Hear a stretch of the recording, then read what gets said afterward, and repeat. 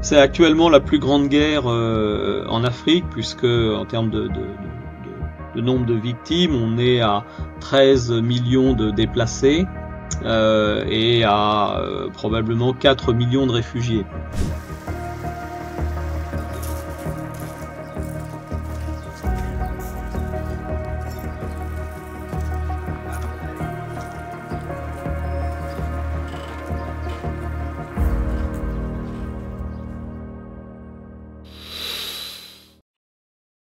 Le général Hemeti qui dirige les FSR et le général Al-Bourhan qui est la tête de l'armée, étaient tous les deux les piliers du régime d'Omar el-Béchir, qui est tombé en 2019. Et une fois que, évidemment, el-Béchir n'était plus dans le tableau,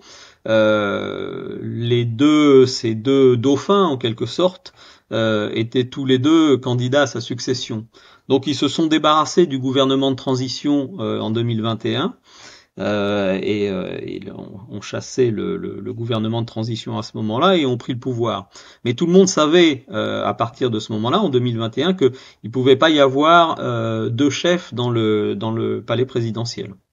Et par conséquent, de 2021 à 2023, on a vu leurs relations se détériorer et tout le monde, en effet, s'attendait à ce que cela finisse par une confrontation. Le clash a eu lieu en avril 2023. Le sujet principal de désaccord à ce moment-là étant l'intégration des forces de soutien rapide dans l'armée soudanaise et sous le commandement de l'armée soudanaise. C'est pas simplement une guerre civile, c'est aussi une guerre régionale.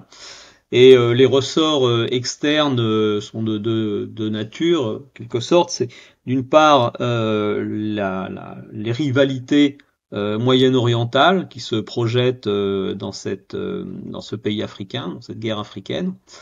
Et d'autre part le capture d'un certain nombre de ressources au Soudan, ou des tentatives de capture d'un certain nombre de ressources du Soudan, que ça soit l'or ou même que ça soit les terres, puisqu'il y a eu beaucoup d'investissements dans le secteur agricole de la part des pays du Golfe. Et donc on voit clairement maintenant se dessiner les coalitions régionales autour des deux belligérants. Autour de l'armée soudanaise, c'est l'Égypte, la Turquie, le Qatar et même l'Iran, avec aussi la Russie qui fournit des armes. Et puis du côté des FSR, c'est les Émirats arabes unis, la Libye du général Haftar, le Kenya, mais pour un soutien surtout politique, et puis aussi des éléments russes de l'ancien groupe Wagner. Donc on voit clairement deux coalitions s'affronter par le biais de l'armée soudanaise et des FSR.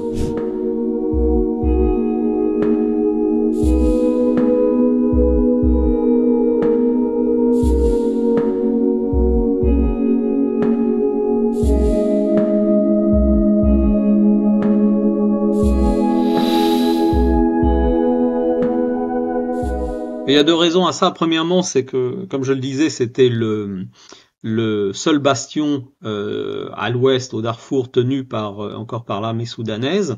Donc c'est une défaite militaire claire. Et le deuxième, c'est ce qui s'est passé après la prise de la ville par les FSR, c'est-à-dire des tueries. L'ONU parle éventuellement d'exécutions de masse. Qui ont été commises par les combattants des FSR. Alors évidemment, ça a provoqué une attention politico-médiatique sur ce conflit, enfin un regain d'attention, on va dire plutôt. Du coup, le général Hemeti, le commandement des FSR, évidemment, sont dans une position politique qui n'est pas très bonne. Leur image est évidemment très dégradée, mais enfin, elle l'était déjà avant. Et c'est probablement la raison pour laquelle il a accepté la proposition de traite du quartet. Le quartet, c'est les États-Unis, l'Égypte, les Émirats arabes unis et l'Arabie saoudite qui sont mis ensemble pour faire une sorte de proposition de trêve. Oui, en fait, c'est pas la première proposition de trêve, hein. Il y a eu plusieurs propositions de trêve et généralement, quand on arrive à la période du Ramadan, il y a très souvent une proposition de trêve qui est faite. Elles ont toujours été refusées, surtout par l'armée. qui entend continuer à tout prix le combat contre les FSR. Mais là, je pense que ça sera la même chose. Comme je l'ai dit, les FSR, eux, ont accepté le principe de la trêve maintenant parce que ils sont mis en accusation pour leur tuerie à El Fasher. Mais l'armée reste intransigeante et entend bien poursuivre les combats. Donc après la prise d'El Fasher, on voit que maintenant les FSR se dirigent vers le nord Kordofan, dont la capitale est El Obeid, et ils vont tenter de prendre cette ville qui constituera un autre verrou stratégique pour eux, et donc d'en chasser l'armée soudanaise. Et on s'attend à ce que ça soit à El Obeid, donc qui est la capitale de l'État du Kordofan Nord. On s'attend à ce que ça soit la prochaine bataille, la prochaine grande confrontation entre l'armée soudanaise et les FSR. La population civile, elle est victime comme dans toute guerre.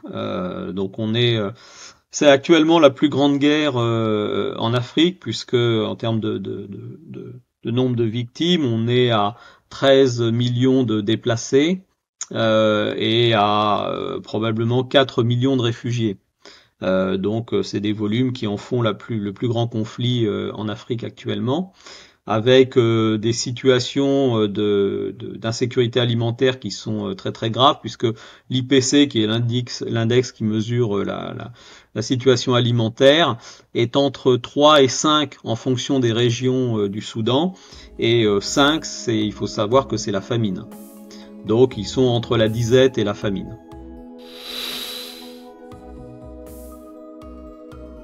Il est clair que quand on regarde le déroulé de la guerre depuis 2 ans, avec ces phases d'offensive et de contre-offensive de l'armée et des FSR, on se rend compte que les forces s'équilibrent plus ou moins. On constate aussi que politiquement, les deux camps ont décidé de créer leur pseudo-gouvernement. Et donc on voit qu'eux-mêmes sont dans une logique de partition. Et de partition de fait du pays.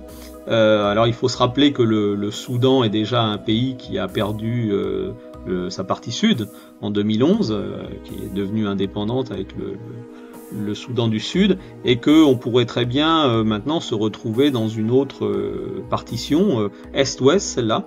La partie ouest étant contrôlée par les FSR, et la partie est, y compris Khartoum, étant contrôlée par l'armée.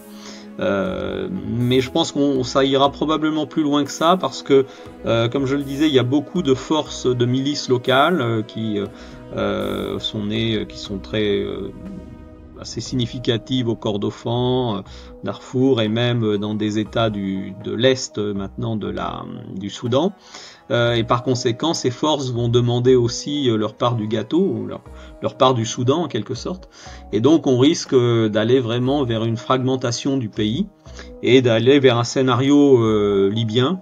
C'est-à-dire que après le conflit en Libye, il y a maintenant une Libye divisée, et ça risque d'être le cas également au Soudan.